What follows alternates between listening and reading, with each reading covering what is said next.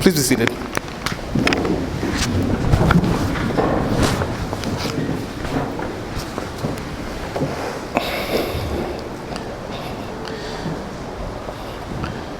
If we have the Christmas story that is told in our head, rather than the Christmas story that we read, it is easy to say, the child no born and the gone and lost him. Because in essence, that is what happens. Mary and Joseph loses Jesus. The child lost, what we can do now? There is a classic, and I dare call it a classic, and I would have watched it with these two little ladies over the summer holiday, which more or less sums up us as at Christmas. Home Alone, part 1, not the others, just part 1. With Macaulay Culkin as Kevin, and everybody is hustling to get on this plane, and it's only when the plane is airborne, everybody is like, where is Kevin? Poor fella, home alone. Okay? And we know the rest of the movie and whatever, but we're not necessarily dealing with the rest, just that.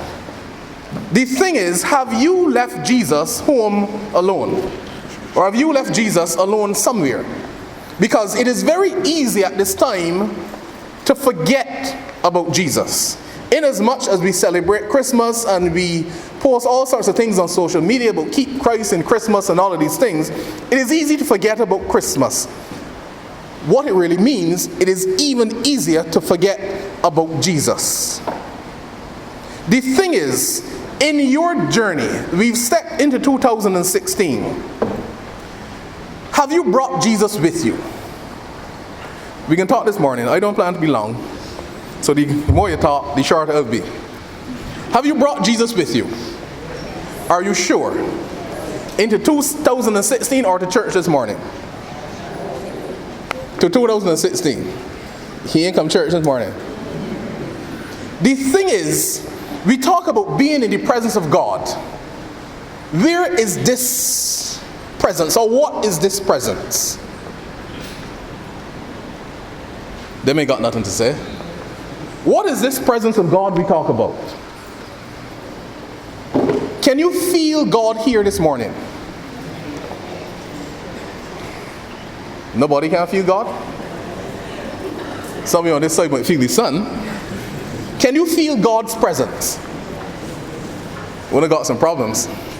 Can any of you all feel God's presence? Good. The choir can feel God's presence? You're sure? Now, I can tell you now. The people out here that don't feel God's presence, that's going to fall. Because you can only feel it. I shouldn't say that. You can only feel it if it has been brought, not if you bring it. The thing is, the presence of God is a lot more than what we talk about. Remember on Sunday, I spoke about the way we do things. If I were to drop off the moon, or if I had just fallen off the moon, and I stood outside the window, and I looked inside, you think I want to come inside?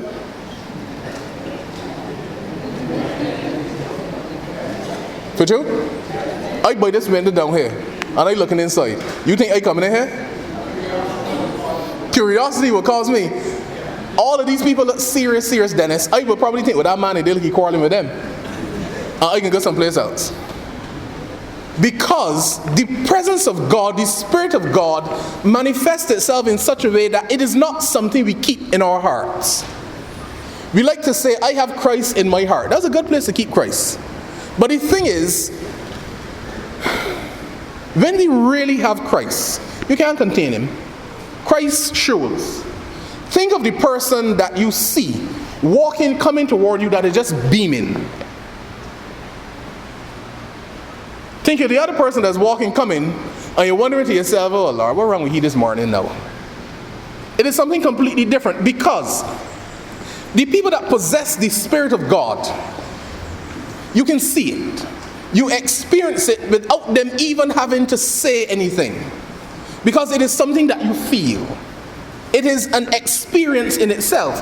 If what we are doing is not an experience, if it is reduced to liturgy and sacrament, we're not doing anything. It is as simple as that.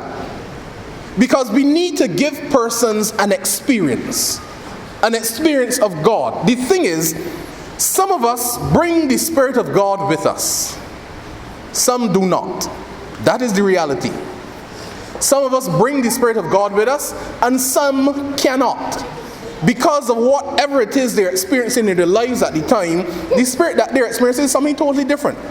There are some that deliberately bring something else. So within a church, you can get the Spirit of God, you can get the spirit of confusion, you can get the spirit of gossip, you get the spirit of wickedness, you get the spirit of all sorts of things, but God wins. It is as simple as that. The thing is, if enough of us, not even if enough, if one of us brings the Spirit of God, that is all that is necessary. Because when you come and you're beaming and you're shining, you just need to have persons in your presence. And they too are infected by the Spirit of God. The thing is, a lot of us encounter these persons and we share in what they have and we go along. We don't take it and go with it. It is very easy to lose Jesus because we continue to do the things that we want to do. We continue to do the things that are important. A lot of us, well, a lot of you, may have made resolutions. I made a resolution about 10 years ago not to make resolutions. That is mine. Because they don't work. Okay? Now, we've stepped into 2016. Some of us with the phrase, New Year, New Rules. That troubles my mind. New Year, New Rules. But we all have a routine. So it is now the effort of some of us to put Jesus into our routine. So we can get up and we can pray up in the morning and we can do what we got to do and that sort of stuff.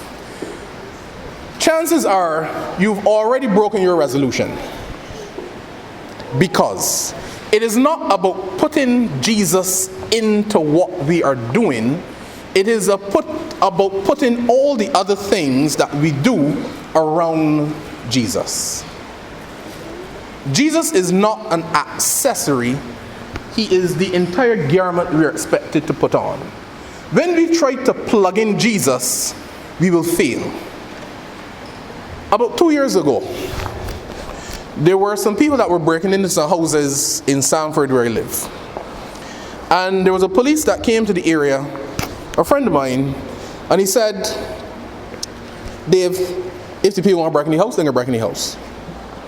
Because it only takes about 2 weeks for persons to come to an area, either to sit down or to just walk around or to fit in with what is going on, to pick up on the movements of the community.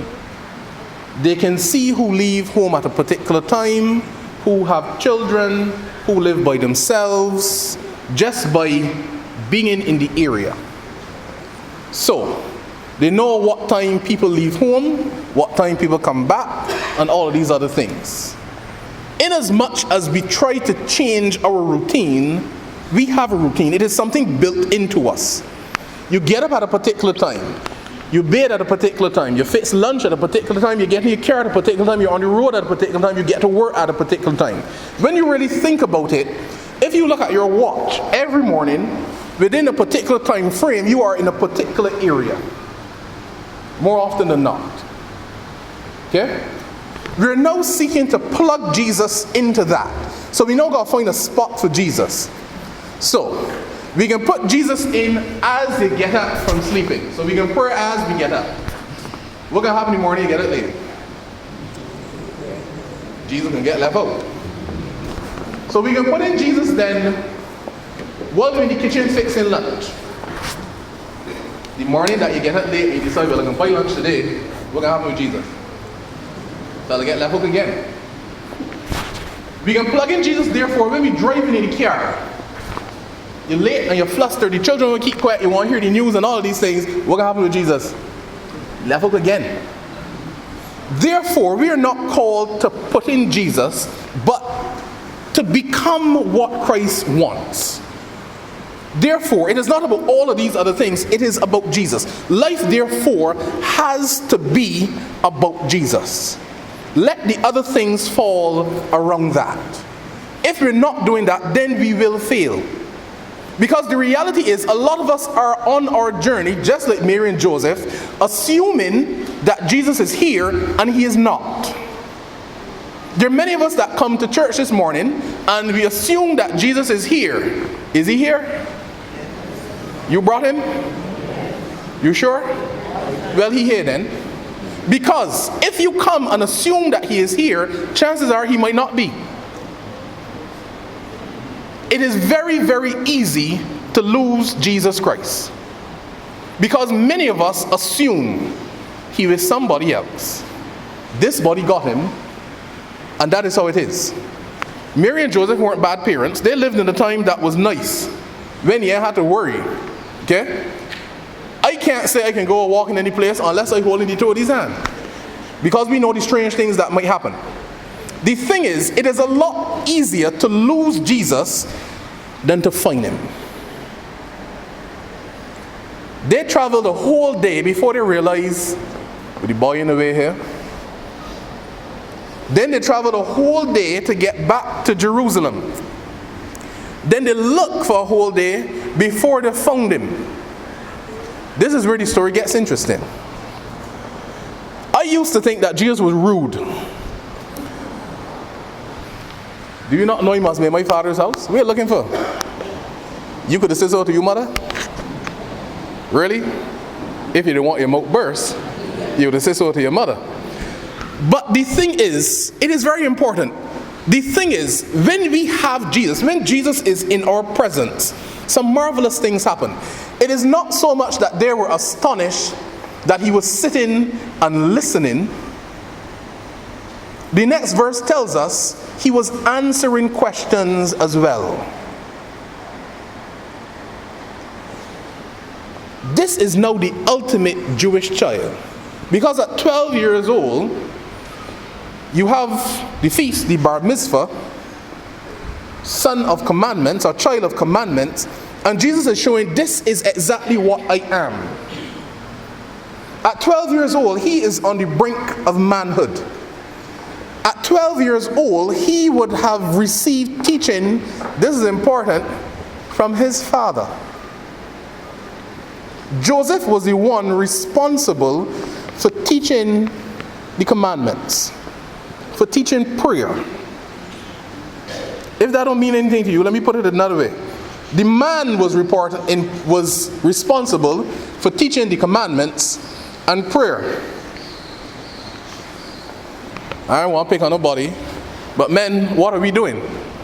What do we teach our children? Because when you follow this story, you get the impression that Joseph ain't doing nothing much. Okay? And he is more or less down the pole when you consider all the characters of the Christmas story. There are lots of people that are ahead of Joseph in terms of importance. I would even put the shepherds ahead of Joseph. I would put the wise men ahead of Joseph. Joseph's interaction with the Christmas story more or less comes to an end after he gets Mary to Bethlehem. But how important is he in this whole thing? Because there's a contrast that we overlook that we will take a peep at this morning.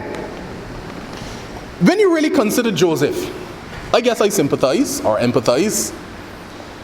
Joseph is engaged to be married to Mary. And an angel comes in a dream and he hears that Mary is pregnant. Now the boy don't get pregnant in a dream. We know how you get pregnant. But all of a sudden, Mary is pregnant. So even if he gets up from this dream and he assumes, well, I probably went sleeping with a belly too full, dreaming foolishness, Mary now confirms what he says. You understand where this story gone? So here it is, you are engaged to a woman to be married, you ain't do pregnant things, but she pregnant. and we talk about Mary pondering things in her heart, Joseph got a lot of things in his head. And the angel comes back again, and he convinces Joseph, let us just move on with the story. And Joseph accepts what is as is. And then the story gets a little funny. Mary packed up and goes off to Elizabeth's place and come back real pregnant. So now people talking. Because when she left, she didn't sew. So how she get so now? But Joseph puts his hand around Mary, places her on the donkey, and they ride off into the sunset to Bethlehem. And everything good. You understand how serious this story is? How uncomfortable it is. But we have Joseph in the manger scene, looking on, quite contented. I'm not sure any man that is here will be contented at all. Well, ain't got to say nothing. We got one youngster that shake his head, indeed not. No. But we move on with the story, and it is clear that Joseph played a very integral role in the upbringing of this child, because this is not days later, this is now 12 years later, and you have a child that is wowing religious leaders. So it is either his divinity is now showing through, or Joseph do a darn good job. Or it could be both. So clearly Joseph had some part to play in the child about to be a man that Jesus now is. But we don't necessarily think about these things. And the contrast comes when Mary says to Jesus, why are you treating me so? Your father and I have been looking for you with great anxiety. Your father. But look at Jesus' response. Do you not know I must be in my father's house? Your father, my father. Jesus clearly understands who he is. Jesus understands what he is about. The thing is, how many of us understand what is required by us by our Father? This story is not as romantic as we would want it to seem. This story is very serious. And the thing is, in understanding it, at 12, he begins to do it. So we see the difficulty in finding. And this is almost obvious. What are you looking at about the place? Well, this is the place that I can be. Clearly, come to my father's house. It ain't nothing hard about it. The thing is, he seeks to be in the presence of God. Are we desirous of being in the presence of God, or are we just going along with the crowd? Y'all done talking? The reality is, a lot of us go along with the crowd.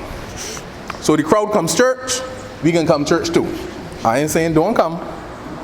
But when we come, there are things that are expected to happen. The crowd going along to school, so we go along to school too. And what do we go to school and do? We can skip class. We can do here in the bathroom. We can probably get away and go someplace that we shouldn't be. We can take videos. And in all of our ignorance, we're doing wrong, and we can post it on Facebook. But we're going along with the crowd. But let us come back to church. The crowd comes to church. What does the crowd do at church?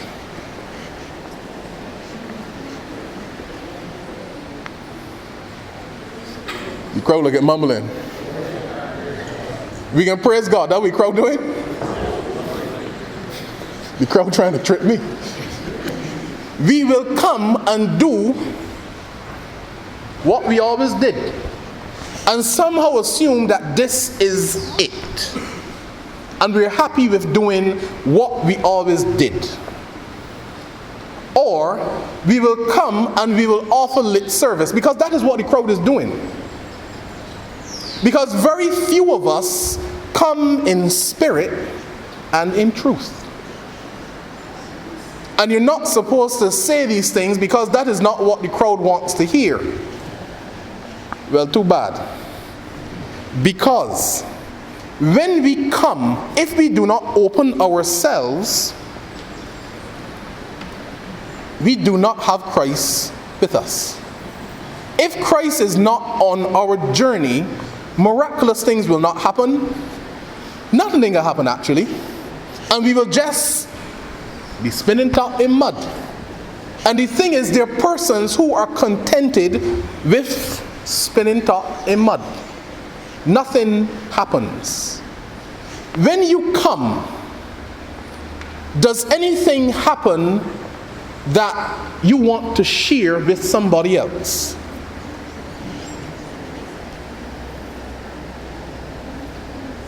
Nothing at all? The Spirit and the Word of God. That's the only answer you think I want to hear. Specifically, when you come Sunday after Sunday, when you leave, have you had an experience that you want to share with somebody? No? If it is no, say no. Remember, we're moving on. Because if it is no, I dare tell you, you have not encountered God. You came to church, you probably sing sweet, and you probably pray. Probably you meant some of what happened, but you have not encountered God. Because when we encounter God, you have to tell somebody. You must.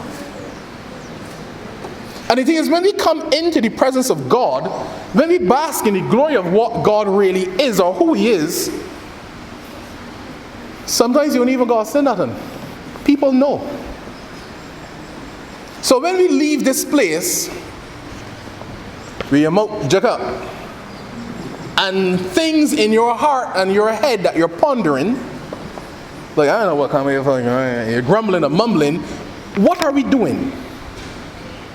And it is not about the organist or the choir or the servers or the priest. Understand? I take blame for none of this. So don't say that you don't have a good week because the priest ain't preach a thing today. It ain't about me. It is about you. Because when you come, if you do not open yourself to what God has to offer, you will not experience it. It is as simple as that. And one of the very first things we need to do is to take responsibility for ourselves. And stop looking to blame and to point. Because when we come, when we open ourselves, God is willing to do something with us. In the most simplest of forms, God presents Himself. But we come and we somehow seem to think tongues of fire has to come for us to say something marvelous happened. When we can praise God honestly, life changes. Think about waking up. How marvelous is that? Do you consider that as a miracle? Anybody? Because I'm not sure if any of you can tell me, but I'll ask anyhow. The moment that you decide, I'm going to lie down here and get a little sleep. At that moment when you drift off to sleep, and the moment when you open your eyes and get up, what happens in between there? Where are you? Somewhere in between the spirit travels, and you sort of say that you dream or you had dreams. I'm not too sure if I can accept that, Dennis. No. I can tell you. I don't know. I experienced it. You left and come back? Yes. Anybody else left and come back? So we just left and come back. That is what you have out of body experiences from time to time. I ain't saying I doubt you, but the next question is this. Are we in control of that period? So then, waking up in itself is a miracle. There's a prayer that we say, now I lay me down to sleep, I pray the Lord my soul to keep. If I should die before I wake, I pray the Lord my soul to take. The first time I really thought about that, I sleep. I'm serious. Well, Miss Aline, well, that's the truth. I did frightened. Why tell when the radio put words together, big and bad, big and rough, I big and frightened. I had a heck of a time going to sleep. And that is the truth. Because when we think seriously of what we are doing and where we are not in control. You see, when we can see God in all of these little things, because the majority of us just get up and go. Okay? And we don't give credence to any of the little things. Waking up in itself is a miracle. Because maybe you could have gone someplace and get lost. And if you get lost, you ain't coming back. Okay? It depends. I don't want to depend. I would like to get up in the morning. Okay? So when we can view something as simple as waking up as God, life is different because we now understand, or we get a more intimate glimpse into what God is. When you see waking up as something special, you can act different. You can say good morning and mean it. You ain't going to grunt and grumble every morning. You're not going to say good morning in not aggressive tone as if you don't answer, then I'm saying it tomorrow. So we got some that walk in the room morning to hear just who can answer. And if you don't answer, well, that's the end of morning for you. When we can see these little things, we begin to behave differently.